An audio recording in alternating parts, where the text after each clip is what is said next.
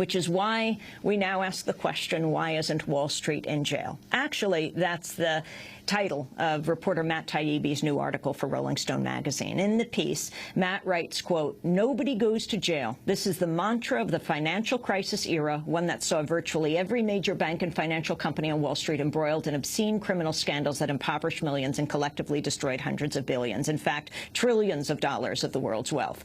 Well, I interviewed Matt Taibbi on Sunday about his report. Now I want to play an excerpt of our discussion. We're seeing these mass protests in Madison, Wisconsin, and there's other protests that are happening. We see the working poor, the middle class, under tremendous stress, and yet they're the ones who are being hit hardest, not Wall Street. Explain what has happened. Why isn't Wall Street in jail? Well, it's an incredible story. I mean, just to back up, provide some context, I think, for this Wisconsin thing, and especially for the Ohio thing, given what their governor used to do for a living. Explain. Well, he was an employee for Lehman Brothers, and he was... This is Governor Kasich. Governor Kasich, yeah, and he was intimately involved with getting the state of Ohio's pension fund to invest in Lehman Brothers and buy mortgage-backed securities, and of course they lost all that money. And this broadly was really what the mortgage bubble and the financial crisis was all about. It was essentially a gigantic criminal fraud scheme where all the banks were taking mismarked mortgage-backed securities, very, very dangerous, toxic subprime loans. They were chopping them up and then packaging them as AAA-rated investments and then selling them to state pension funds, to insurance companies, to Chinese banks and Dutch banks and Icelandic banks.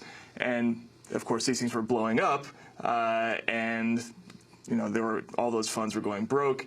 But what they're doing now is they're blaming the people who are collecting these pensions. They're blaming the workers, they're blaming the firemen, they're blaming the policemen, whereas in reality they were actually the victims of this fraud scheme. And the only reason that people aren't angrier about this, I think, is because they don't really understand what happened. If these were car companies that had sold $1 trillion worth of defective cars to the citizens of the United States, there'd be riots right now. But these were mortgage-backed securities. It's complicated. People don't understand it. And they're only now, I think, beginning to realize that they were defrauded. Explain what the crime is, who has profited, who should be on trial. Well, again, the broad crime in all of this was just fraud. These banks were taking, again, these subprime mortgages, and they would have these billion-dollar pools of mortgages where, in some cases, 70 or 80% of the loans were to people who had no identification or no jobs or who had put no money down into the mortgage.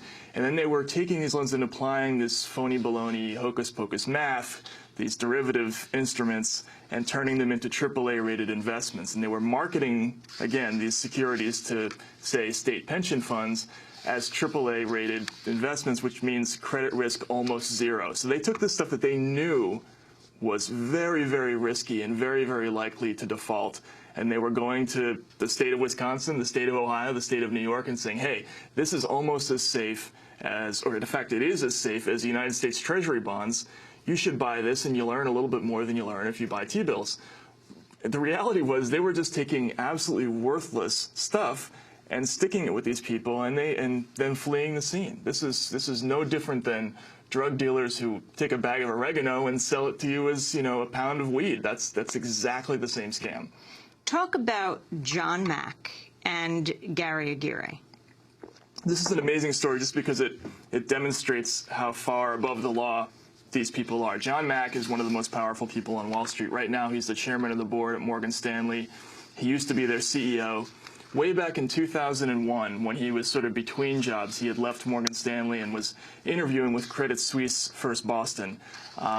He was involved in a case that was investigated by the SEC. A hedge fund called Pequot made a very suspicious investment into a company called Heller Capital, which was about to be acquired by General Electric.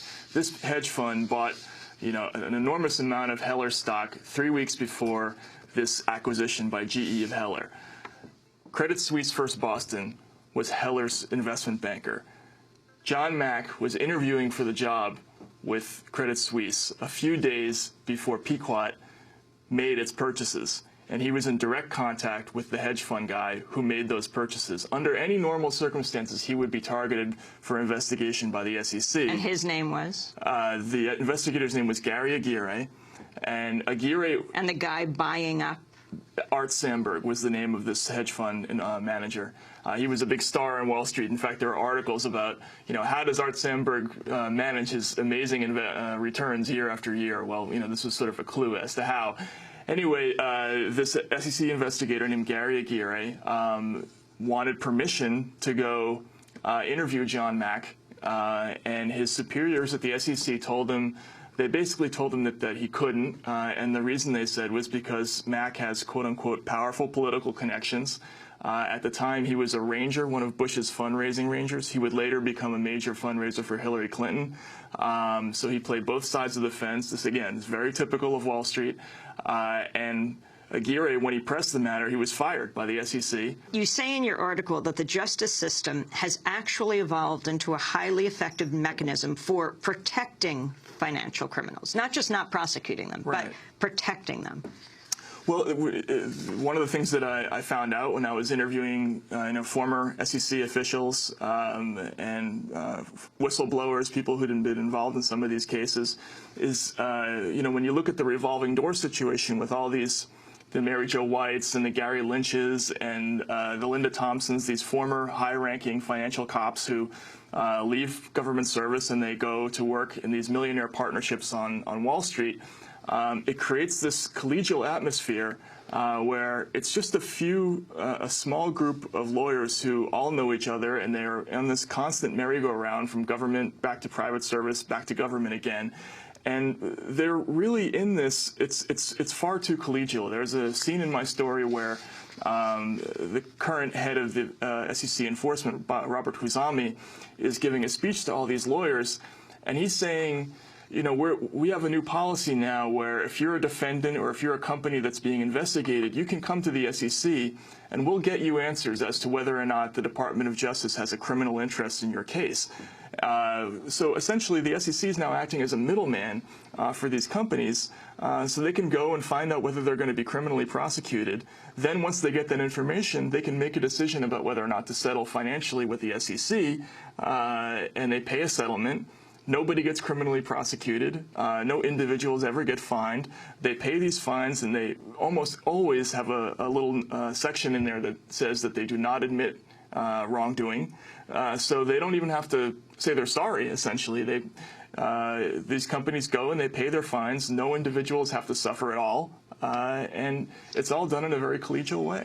You suggest in your piece that Bernie Madoff went to jail because it was rich people who were the victims. Absolutely. Every single former investigator or current investigator that I talked to said the same thing. That Madoff went to jail because the wrong people suffered. It was famous actors. It was the glitterati in New York.